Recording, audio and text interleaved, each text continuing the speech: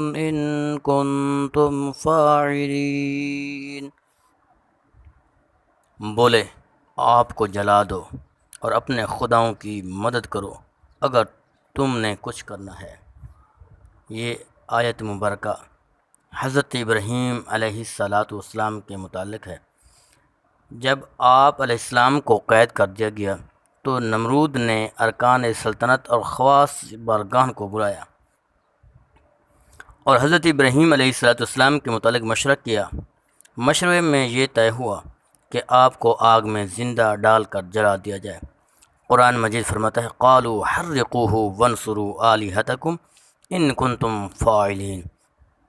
بولے آپ کو جلا دو اور اپنے خداؤں کی مدد کرو اگر تم نے کچھ کرنا ہے۔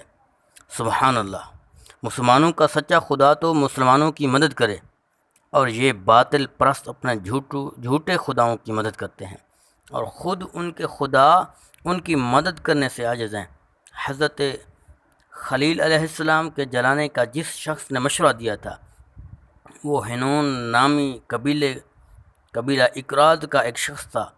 اللہ تعالیٰ نے اس کو یہ سزا دی کہ اس کو زمین میں دھنسا دیا اور قیامت تک وہ زمین میں دھنسا جائے گا۔